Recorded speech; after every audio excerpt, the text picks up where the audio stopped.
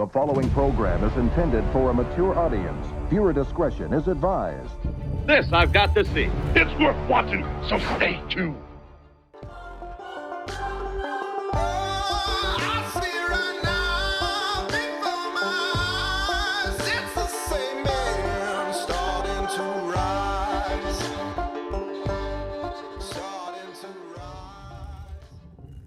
Welcome to the C Note Show.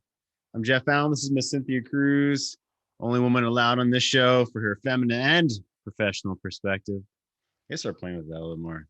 And professional perspective. Welcome. Good to see you. Good to see you. I appreciated the sumo wrestlers singing around the microphone. Yes. That was a very exactly delightful image. Very congruent for some reason. Yes. Delightful. I don't know why it's delightful. Guys in diapers, delightful. That's a whole fetish. I hear that's a whole fetish. I don't know. Yeah, he is right. Good to see you. Jason's here. Bernard's here. Good to see you, buddy. Patrick's here. Dave's here. Jordan's here. Fantastic. Walter's, Randy, Patrick. Love to see you guys. Let's go ahead and see what Cynthia's Sexcapade spot's going to be for today. About the last 10 minutes of the show. Cynthia's Sexcapade spot for today. Praise her the next day. Praise her the next day. She's really loving that bear skin rug that's laid on top of is that bear skin or what is that? Yes. We're going with bear skin. It is bear skin. And she's showing some bear skin as well. Praise her the next day. She's enjoying herself. I love nap time. With the bearskin rug Yes. makes it, just I feel like nap time is the best time. She's enjoying nap time. We're gonna talk about praising her the next day. We've got some actually men that have been texting us the past week and a half with all the success they've been having dating new women. Yeah. And praise her the next day was one of the things one of the bits of advice. Yeah, you got to take care of her too. Make sure that you praise her.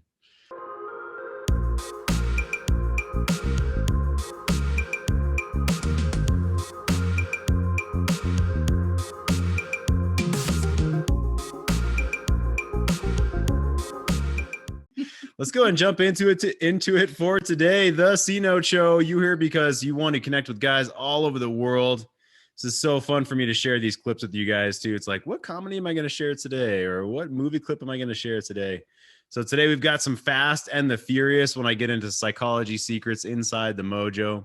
And you're here because you want to leave with a perspective and a plan. I always honor you guys. If you've got a question you want to bring to us, if you want to ask me or Cynthia or the guys or just put it on the table, we're here for you. So I'm always happy to stop and jump in with your questions. So raise your hand in the participants section or the whatever, or reactions button or wherever the hell you find the raise your hand thing here. Otherwise, unmute yourself and come on in. We're happy to be here for you guys. It's super fun to connect with you. Let's go ahead and jump into our Staircase of Courage question today. So as long as you're not preoccupied getting attacked in the face by a pussy right now, then you can go ahead and punch us into the chat. What are you proud of about yourself? Start this off on a Monday or a Tuesday morning if you're in New Zealand. What are you proud of about yourself?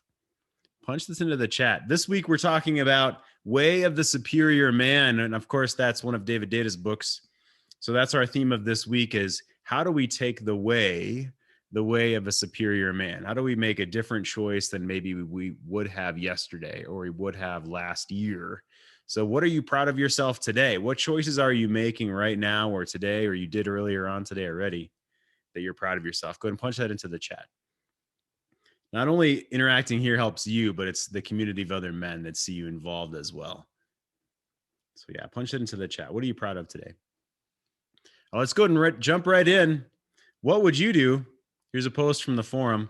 Funny thing about all of the lessons we learn about what got us into a mess in our marriage is that it's right there in front of us. I love my two cats, but when it comes to feeding time, they do really obnoxious things. One of them will get really affectionate, rubbing up against my leg and jumping on the counter to brush up against my hands and my face. Going through my mind is, I don't want this right now. You're only doing this to get something from me. Quit pestering me. That's how she felt. My wife felt with me pestering her for sex. My older son will constantly blurt his way in while I'm talking. You have to wait until I finish speaking so you can understand what I'm saying. Oh, shit. I do that to my wife while she's talking. Or both when both of my boys are going nuts, screaming at each other, asking for attention every 2 seconds, while I'm trying to listen to an audiobook while cooking and cleaning with a tight deadline before getting to work. All I want to do is escape and find quiet space. Oh, that's like my wife. There's her needing space. I give my boys attention as much as I can with all of the other things I do for myself, the house, the job. However, sometimes they're begging for attention, and I either can't, or on some occasions, I'm not in the headspace. That's tough because I want to give them the attention and love that they're asking for and can't meet that need 100%. It feels bad. Apply that to her, but to a grown ass man. The neediness, my neediness, I suppose he's saying, can wear on you. Probably applies in our marriage as well. For the family business, there are some things I put off not because I can't or don't want to, but because I'm being pressured to do a task when there are other things I want to put my energy into. The obligatory job isn't satisfactory. The pressure zaps the willingness. You get the point. So he's sharing all these parallels in his life, right? That he experiences from his kids or from his animals where, wow, damn, yeah, I don't really want to be around my dog when she's needy. Like my dog, I love my dog, but she's definitely needy at times, right? Especially when I'm gone and then come back, she's all up in your legs and wants to play and is all on you and following you everywhere and begging in the kitchen. And it gets annoying, right? It gets annoying. We see those parallels in our life all of the time. So, gentlemen, I'd love for you to come in and post if you've got a spot like this. I'm going to go ahead and jump into the next question here as well. So, does this remind you of anything? Like, have you seen yourself come out in other areas of your life, right? Or you've noticed, okay, wow, yeah, how I treat my animals over here or how I've treated my children over here is how I'm seeing them respond to me. And it's something that I don't like, right? Okay, let's go ahead and jump in from another post from the forum here. Here's a shorter one, and then I'm going to ask for participation section of our program. Let's see if you guys are wanting to talk today or bring up a new comment. Here we go. Post number 2. Hello, guys. I have quite a hard situation to deal with, and I feel exhausted handling it in my own way. The situation's simple. When having an argument about a decision in our life, she does not listen. I feel like I'm breaking it down logically, trying to bring up reasons and expected results. But at the end, I feel like I was talking to myself and she's just solid about what she is thinking. The argument goes into the direction of, you're always trying to do what you want and not considering what I want. Even when I'm trying to reach a middle ground, I end up with the same situation. So Cynthia, what would you say? What would you say here to this man? He says he has quite a hard situation to deal with, and he feels exhausted because he's trying to be logical and come to a middle ground and talk with her, but she just keeps saying, "You're always trying to do what you want and not considering what I want." Right? We always end up in the same situation when I try to reach a middle ground. What would you add to this spot? What do you experience? What do you think that this man's experiencing with his woman? What would you say? Yeah, that exhausted feeling it reminds me of when, any of us we want an end result so badly, or the current situation is so painful or frustrating, and we're like using all our skills to try to, like, I'm going to change this, I'm going to push this forward. And often the answer is not use all the skills you already have. It's more often there's a skill, a mindset, a perspective that's kind of outside your radar to use. And often that's the thing that starts momentum and shifts change. And on the other side of that, as a woman and as this partner, I would imagine if if he's exhausted trying to like push the same square peg into the round hole that's not fitting and not working, she probably feels the pressure of that, resistance to that, and probably even makes her want to push back more because it's not kind of cultivating, like, well, let's come at this from a different direction. It's just the same. If I tell you this enough, you'll see it my way. And she probably will never see it exactly the way he's requesting or wanting. So what might she be wanting that she's not expressing to him? So I agree with you, definitely. As the man, hey, let's think outside the box. There's probably a skill you're not using. Doesn't sound like she's really giving him much help here. Yeah. Right. So what else can he be aware of if she's not helping? What might she want him to do in general that she just wants him to know? She doesn't want to have to teach him, or she doesn't know what to say. So what could he consider from there? Well, her comment of it always ends up about being what you want and not what I want is a pretty huge tell and a red flag for a woman, that she is not feeling like her wants, needs are having any space in the relationship. And that's kind of tough because she might not be expressing that, talking about it. She might assume that should be the hairy woman who just knows, but there's probably a hunger and a huge wall of see me, like see this feminine, like understand what she's trying to communicate. And if she has felt maybe years and years like that's never quite understood or always put in a logical framework, she might have just completely shut down to even trying to express, as as subtle as it may have been or assumptive as it may have been. That's a great jumping off point. I appreciate that. So, gentlemen, unmute yourself and come on in. Are you experiencing a spot like this now where she seems shut down? You're trying things, but you're really getting nothing from her?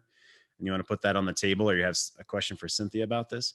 Or have you gone past a spot like this? What did you do to help yourself get past a spot where you're trying to connect, you're trying to find a middle ground, and maybe there was a skill that you hadn't been using that you're now using? So come on in. How does this spot remind you of something you've been through or that you're going through right now? Unmute yourself. Come on in.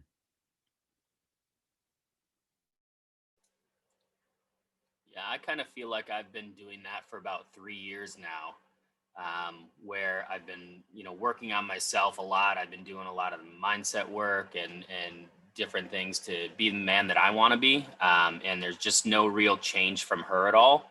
Not that that's what I'm trying to do. And I find myself getting to a point where I'm like, I'm done. I can't do this with her anymore. And then I come back to the work and most recently, just this week, was your, Dispelling the Fear of Divorce program that you're doing, and the book, The Masculine in a Relationship. And it's like, man, if I'm not nailing these things, can I really be done? And so my question is, I guess, at what point do I go, all right, I think we need to call it quits here and stop blaming myself for everything that's happening and say, I just think that maybe this is finished, Yeah. Sure. That's a great question. So like, when do I throw in the towel is a big question, right? Well, first of all, not everything is your fault pretty much across the board. I mean, I think a lot of us can assume that you're here, you're wanting to be a better man, Patrick, you're jumping in, you're doing the work. I think it's easy for all of us to say that it's not all of our any one fault, right? Including what do we do about the next choice in the future? So the next fork in the road that we come to, we need to make a choice there as well. So talk with us about you. What do you think the finish line needs to be for you? What boxes do you want to check before you make a decision, or what's going to occur in your life before that happens? Right. So I want to make sure that I'm showing up and I'm leading in the home, right, in the relationship, and that's my wife, my kids, my job, my everything, right? That I'm setting the frame and the structure, and that I've put up the correct boundaries and expectations. Because if I haven't done that, I can't hold her to those expectations.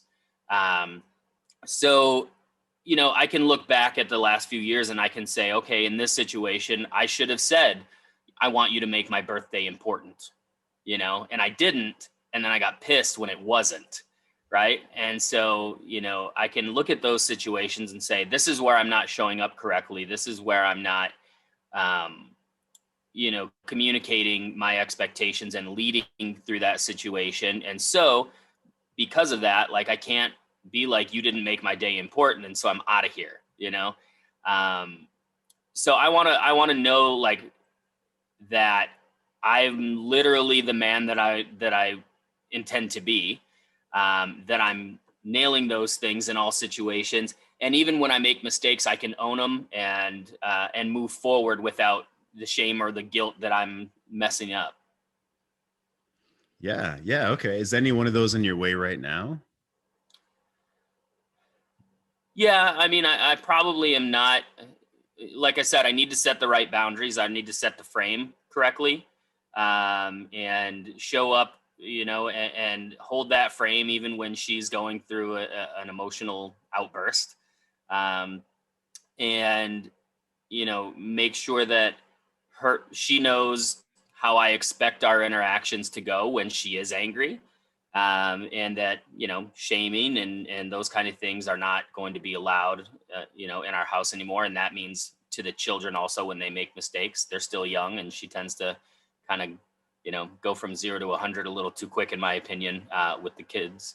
So I think that really boundaries and expectations is a big thing that I need to start with. Yeah. Okay. Do you think that she's wanting? Do you think she's wanting to work together on these boundaries and expectations, or are these hard boundaries that you're going to need to make some kind of decision on at some point? She's not a fan of boundaries. And so I don't think she wants to work on them with me, but I think that they need to sort of be exercised no matter what, because these are things that matter to me, regardless of if she thinks that she needs them or not. Yeah. Okay. Can you get, so as one specific, I mean, we'll see how much you want to get into it today, Patrick, but so 0 to 100, does she not want to, is she willing to work on that? Is she aware of that? Does she, admit that? So this week, we kind of came to a little bit of a head where we were ready to separate. We weren't talking to each other, and finally, after going through the first few parts of the divorce program there, I said, I want to apologize, even though I didn't necessarily think I was 100% at fault. I apologized and said, I think that we haven't been treating each other correctly. I know where we're moving towards, and I don't want that. I'm still madly in love with her, regardless of if we're in a good place or not now. And so to discount the last 14 years without going all in, I think that would be regrettable, and I don't want to regret anything in my life. That may be where we end up, but I know that I'm going to do all the work first before it gets to that spot. And I just said, I don't want to throw this away. I don't want to, leave you and my kids, for any long-term period of time. And, but I also told her I can't be the only one working towards this. So it has to be that we are working together. Now, maybe we're temporarily separated to get a little bit of time apart, to get some clarity and some perspective. But the ultimate goal would be to reconcile, and come up with what works in our relationship, where we're both getting our needs met, and that we can both feel valued and fulfilled in the relationship. Sure. I mean, that all sounds fantastic. And without, more details, like, how can we attack this? So the other person has to want to meet you in the middle at some point. Okay. Mm-hmm. Right. If you're fighting a losing battle, then we talk about backing off the bridge, right? Yeah. Backing off the bridge to your side of the river and turn up bank, right, up the shore of the river, and start walking up the other side of the shore of the river. If that's not the bridge that you wanted to be on, and you're leading your life, turning your shoulders, as we talk about, turning your shoulders, being excited about the world. And then when you turn back toward the river and she's hopefully on the other side of it, still looking at you, wanting to be a part of your life, you can invite her to walk up the other shore of the river with you. Basically, this is the metaphor that I use. And then at some point, you'll either want to or not want to rebuild a bridge back across toward each other again. It will be a new bridge. You'll have left the old one behind without blowing it up, without burning the bridge down. right? It need not be hashed out whose fault it was, who destroyed that bridge.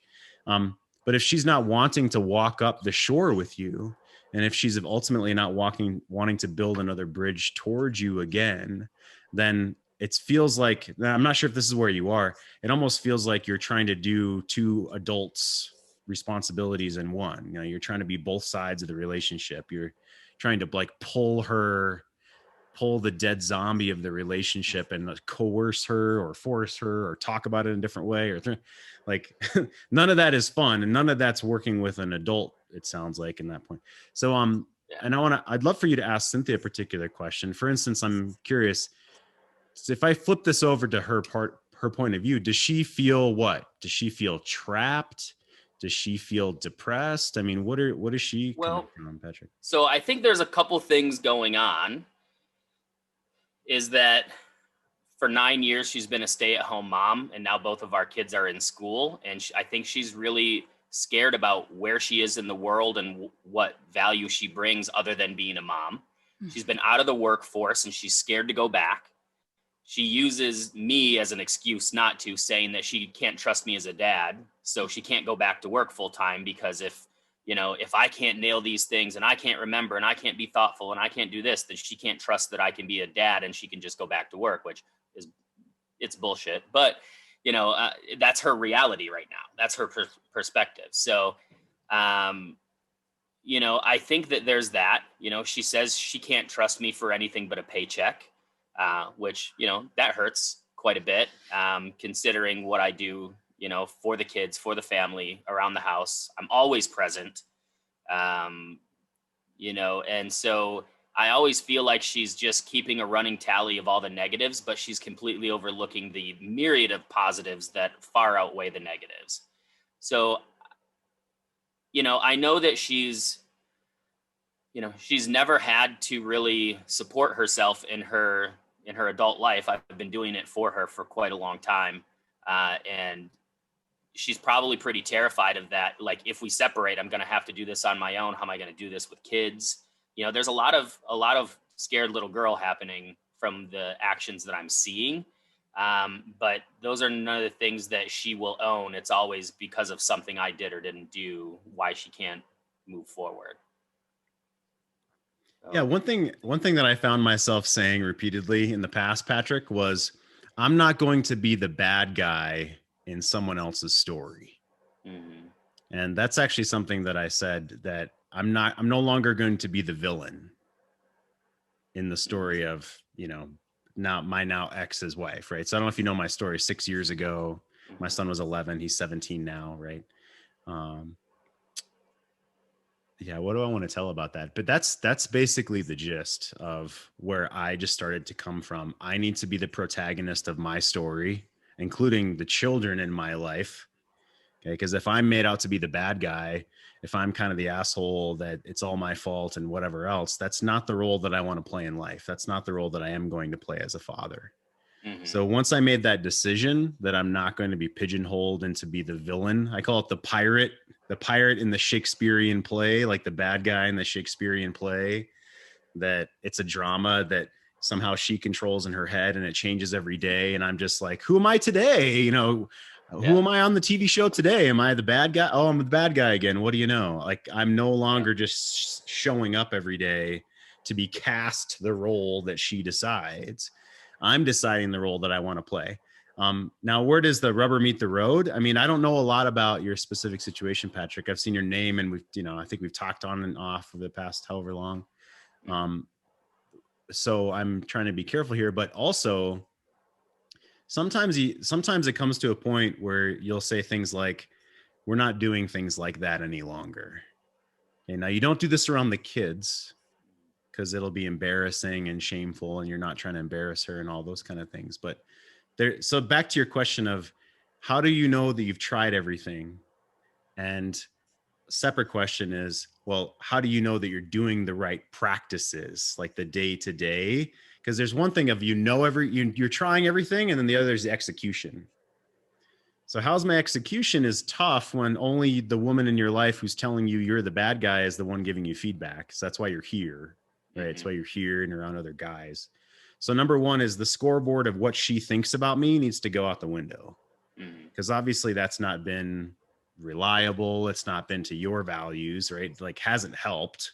Trying to do what she said and all this like over 14 years hasn't helped. You're not in like a great spot with her and everything, right? Yeah. So it's like, okay, let's consider that. And yeah, I'm going to bounce over to Cynthia about her feelings of self-worth, which is obviously wrapped around parenting. I could psychoanalyze and guess, but she's going to need to feel fulfilled within her life as well, not just through stopping the shitty behavior. She's going to have to replace that behavior or mindset with something more positive. Super easy for me to say, harder to do. So let me ask you, so a woman who's, how many kids do you have, Patrick? Two. So she's, a decade out of the workforce. She probably doesn't feel very confident about herself.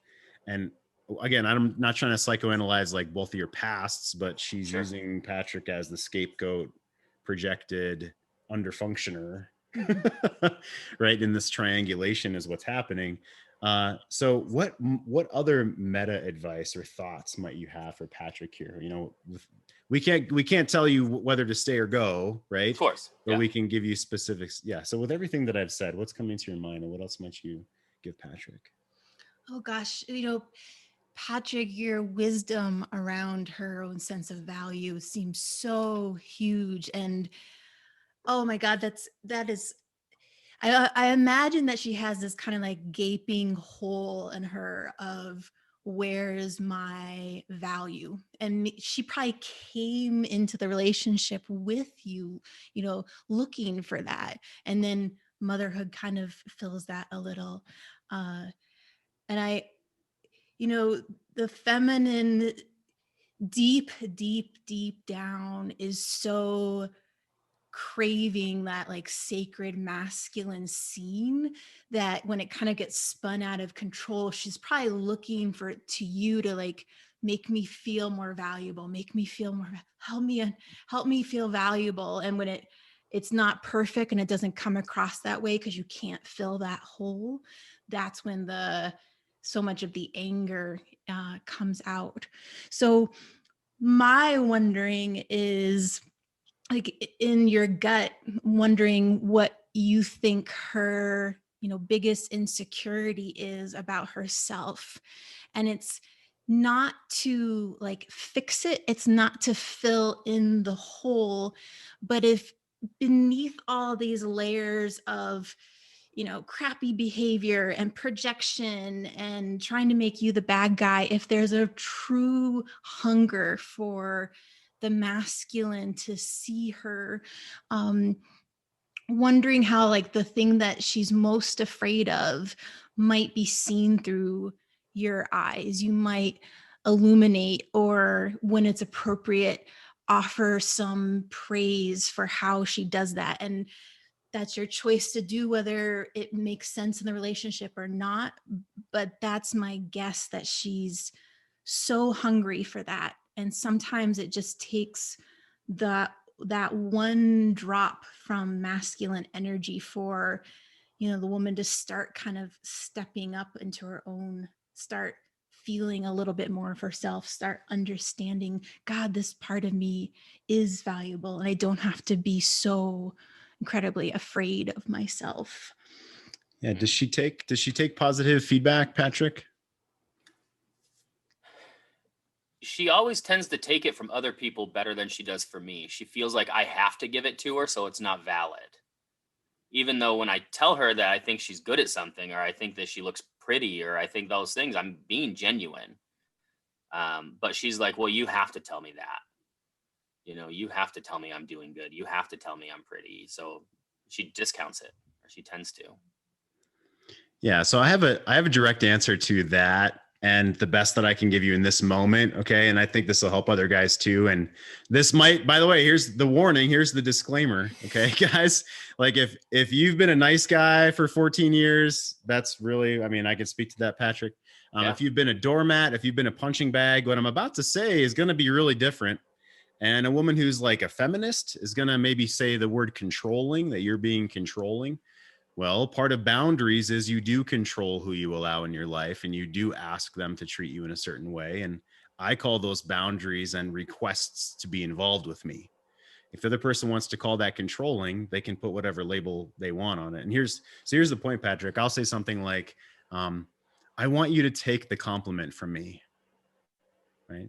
So when I compliment you, when I say you're, an amazing cook, and then you dismiss it right away, it cheapens the love that I want to give you. It cheapens in between us, whatever words you want to use, Patrick. Right. Mm-hmm. So what I want you to do is I want you to take the compliment from me. I'll say that out loud.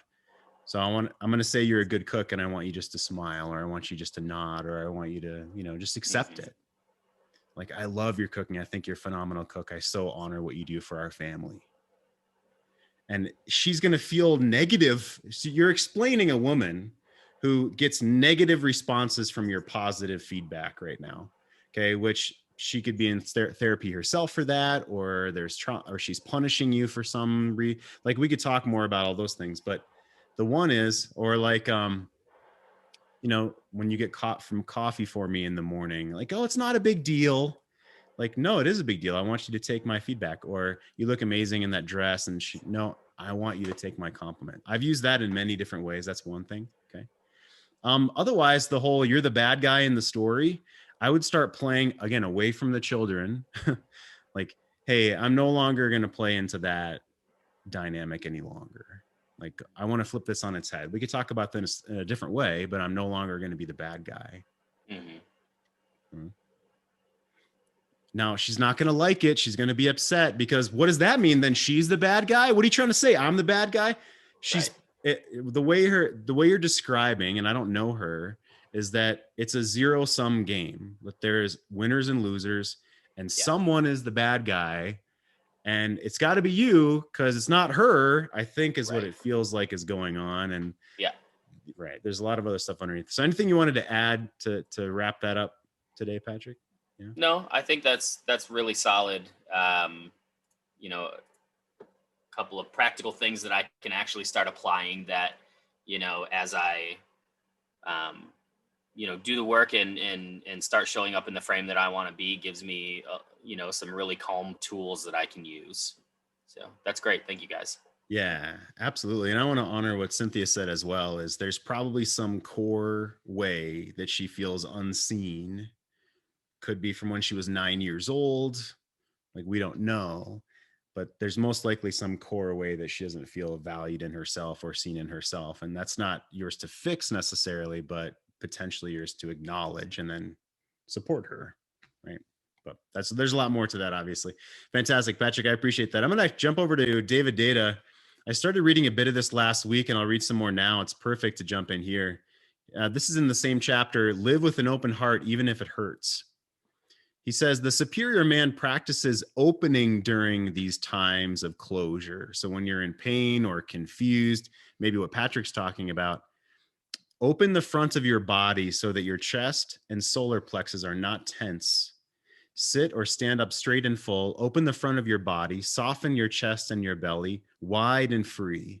And breathe down through your chest and solar plexus deep into your belly. So he talks about breathing down into your front. Look directly into the eyes of whomever you are with, feeling your own pain as well as feeling the other person.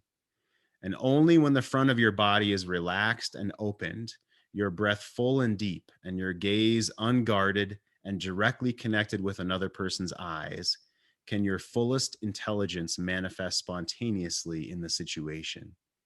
To act as a superior man, a samurai of relationship, you must feel the entire situation with your whole body. A closed body is unable to sense subtle cues and signals, and therefore unable to act with mastery in the situation. Okay. A piece of this as well is if you're breathing and you're looking at their face and you're just getting flooded, like it would used to be anger, or she would accuse me of something, right, in the past. And so I would just be like flooded. I can't think, and I just want to counterattack. So even being able to sit there and breathe and let the tension be and feel your own body and be able to breathe in this without like I used to do the face scrunch and laser death eyes. You know, if my looks could kill, I could definitely kill. Like, what the fuck, you know, kind of look. So without scrunching your face or accusing the other person, can you be in that situation, breathing into your belly, even saying, let me think about that for a moment. If the other person's jumping on your throat, like, let me think about that for a moment. You stay there, you're looking at them, you're breathing, you're feeling the tension. If you can allow that to move through your body for 10 or 20 seconds, it takes about 10 seconds for your frontal lobe to come back online. Okay. Once you get a cortisol rush, it takes about 10 more seconds. So you breathe through those 10 or 20 seconds, and then that's when you have the capability of bringing more of your intelligence, your fullest intelligence or divinity or, you know, emotion into the situation, whatever words you want to put on it. You must get good at feeling the tension and breathing into it and being in the shit for at least a good 10 or 20 seconds to give your brain a chance to come back online. Okay, that's a big piece of what's going on here, from research, Stanford research, Gottman research, all the way to David Dadaway, the superior man. I'm gonna jump into Mark Manson about the first 3 minutes of his brand new video, 3 steps to stop thinking negatively. Here's the first part of it. Here we go. This is the worst idea you've ever had. Who gave you the right to say anything? Nobody likes you. You're such a loser. Nobody's gonna like you. What are you thinking? Nobody likes you. You're about that. You that was failed. You're a joke. Nobody's gonna like everybody. It's gonna be so fucking. Just fucking stop.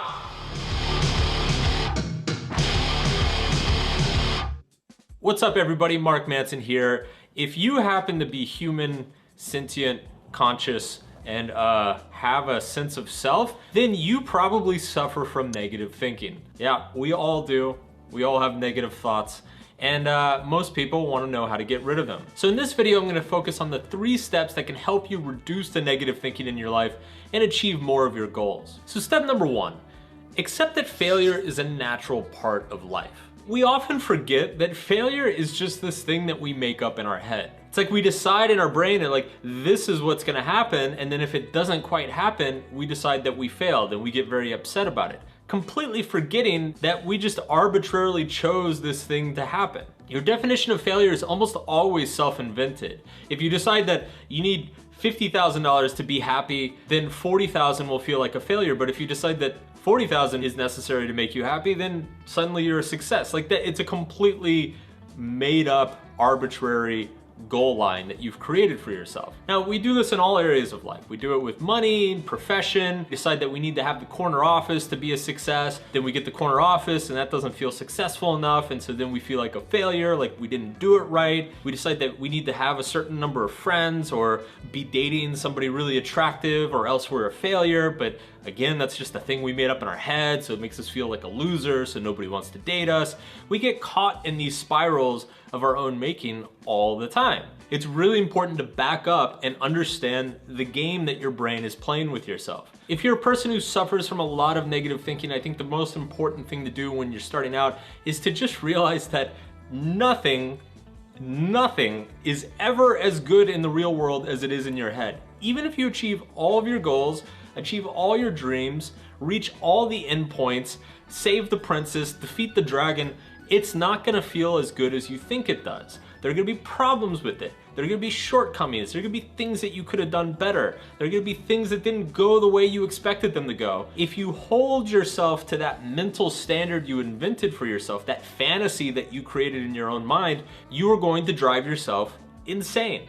You're gonna be fucking miserable all the time. You're gonna be one of those like super successful people who hates their fucking life. So the first thing to understand is to hold those images in your mind a little bit more loosely. Nothing ever turns out quite as good as we expect, but nothing is ever really as bad as we think it is either. Our mind has a tendency to exaggerate and to amplify certain feelings or expectations, and it's good to remember once in a while that you're full of shit, as is everyone else. Step number 2. Okay, we'll stop with the you're full of shit and so is everyone else. I agree with that. I like the poop face emojis. So here's my challenge for you today. What if you made the goal of today something that you're already going to achieve? Like, let's say you're 99% sure that you're going to achieve something today. What if you made your goal for today to achieve that thing that you know you're going to have a 99% chance of success at. And the goal is to practice achieving what you set out to do. I think a lot of us, we set the bar way too high, or we have some pie in the sky, pot at the end of the rainbow kind of expectation. Like I could all of a sudden gain 20 pounds of muscle in a week. Well, maybe you can do that in 6 months or a year, but what about today? What if you've already hit your goal for today? Like, what if you've hit your goal for today just being here? Could you give yourself credit for that? Like, could you feel good about what you're normally going to do today? That's what I want to challenge you on this Monday or Tuesday, depending on where you are in the world, Patrick. Right on this Monday is, can you give yourself credit for what you already are going to achieve today? Right? Can you feel good about that? And if you can't, why not? Maybe you're setting the bar too high for yourself. The little story that I tell is when there's a new dolphin that they're trying to train to jump up through those big flaming hoops out of the water, trying to train a dolphin to do all these tricks. When they have a new dolphin, they put the bar at the bottom of the pool so that when the dolphin accidentally swims over the bar, they give it a fish to train the dolphin that every time you go over the bar, you're going to get a fish. Well, at first, they make it impossible for the dolphin to fail.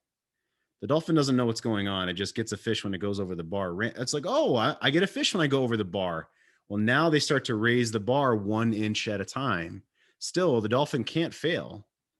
So if they start with the bar out of the water, the dolphin's not going to know what's going on. It doesn't know it's supposed to jump over the bar to get a fish and all this convoluted stuff. You got to start where you can't fail. So if you feel like you can't win, we got to get back to where you can't fail.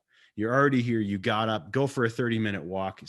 Give yourself credit for success today. That's my goal for you today. That's my translation of Mark Manson.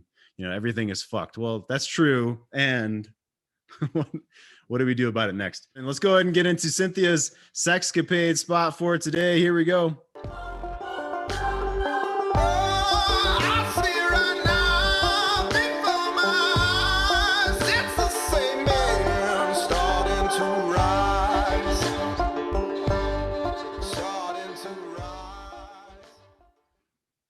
Oh, you're a man starting to rise in the world. Cynthia's sexcapade spot for today. Praise her the next day, especially when she lays on the couch like that. Absolutely. It looks like she has full makeup on too, right? Of course. Yeah, I mean, that's okay. It's kind of like classy, not like dressed down. It's a combination. She's playing with the opposites. Oh, I like the classy dress down. Yes. We're supposed to think that just happens though, right? Yes, it does. Oh yeah, absolutely. Praise her the next day. Cynthia, please, for your sexcapade spot. Well, it's ironic because this is exactly how you can get a woman to fly at your face and wrap her legs around you. I like it. Like all right. This is the exact step to take. Earlier, can we have a demonstration, Cynthia? Yes. You're on video. Can you sort of leap off the couch? I didn't stretch. I didn't do yoga this morning, so I'll make sure. Yeah. Thanks, Patrick. Nice try. So I loved, Jeff, what you said about noticing the things that we've already accomplished, the goals we've already met for the day. And why is that? I mean, there's that sense of pride in self and accomplishment and doing a good job brings that incredible experience of dopamine in the brain. And dopamine is a rush of pleasure and an excitement and I want to do this activity again because I want to feel this way again. And that so much goes on in a woman's brain with verbal affirmation and praise from you. And I know there are circumstances where you might be with a woman who isn't accepting it in the moment.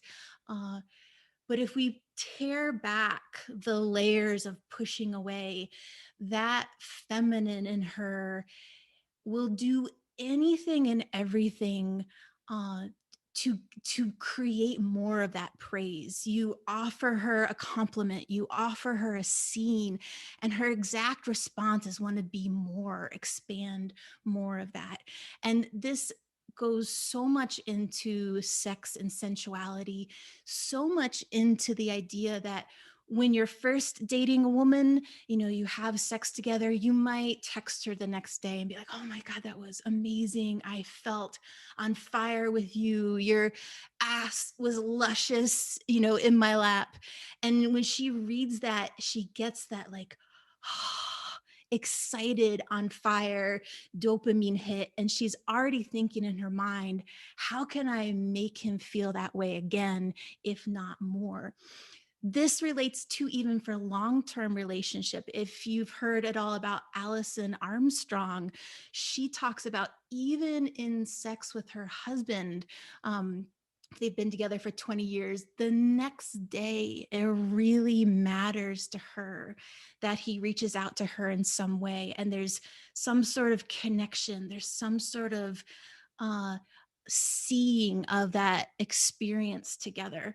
And so it's everything from Alison Armstrong saying that to, there's a woman I follow on YouTube who talks about masculine and feminine perspective. She used to work as a dancer, an exotic dancer. And even her, who has that background, says one of the number one things her partner does that turns her on, makes her feel sexy, makes her like crave to have sex with him again, is that praise that he offers to her, during and after sex. So women, they may not show it, and it may be the assumption that this isn't true, but women feel performance anxiety too. It's okay to give her reassurance the next day. Let her know how the experience affected you and praised what you enjoyed sharing with her. The more positive feedback she gets from you, the more sexually confident and enthusiastic she'll be in the future, especially after sex. Let her know how sexy you think she is. Sex can cause a woman to feel vulnerable and exposed, especially if she's been in complete surrender with you or tried something new. Your praise will boost her confidence and make her feel more comfortable with you, more comfortable naked.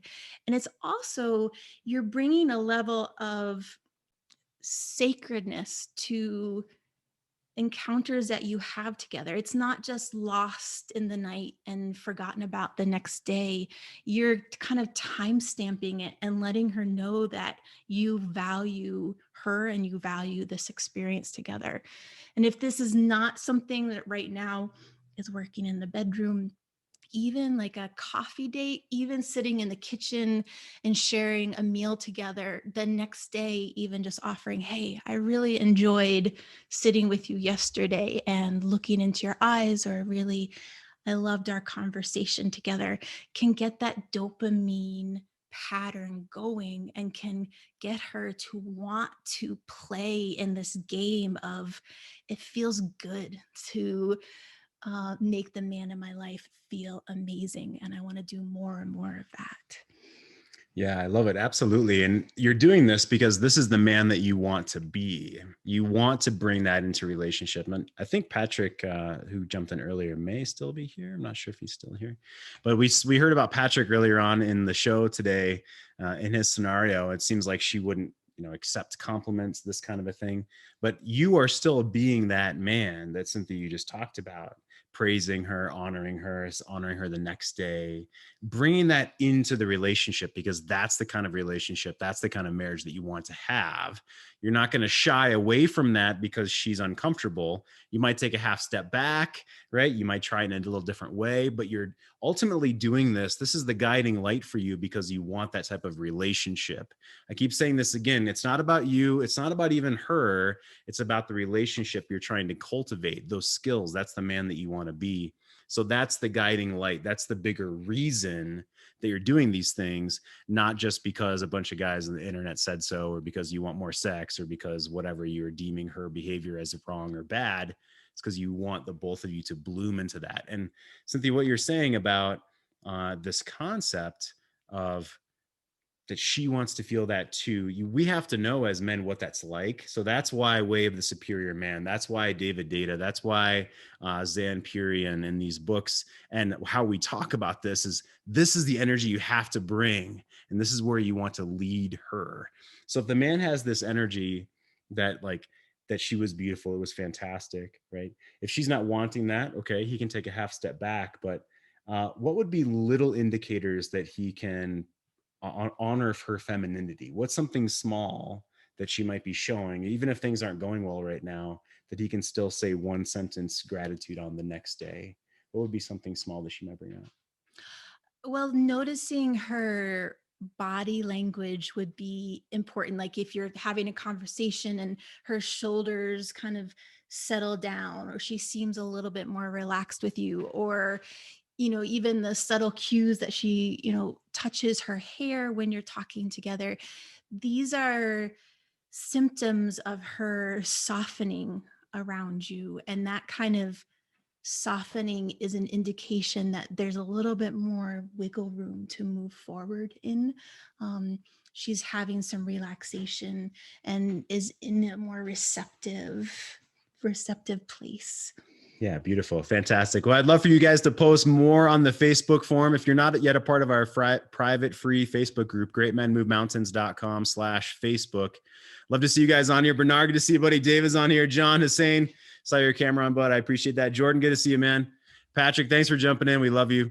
Randy, I saw your camera on earlier too. Good to see you. JT, adios. Andy Walters. Andy, another Andy. Look at that. And Ian's here. You guys are fantastic. See you tomorrow. Same time, same channel. Bye, guys. Get more affection, love, and sex in your marriage. Get less paralyzing fear and rejection. Never miss an episode. Watch anytime, anywhere, 3 a.m. on the toilet. Get full episodes. GreatMenMoveMountains.com/VIP. The C Note Show.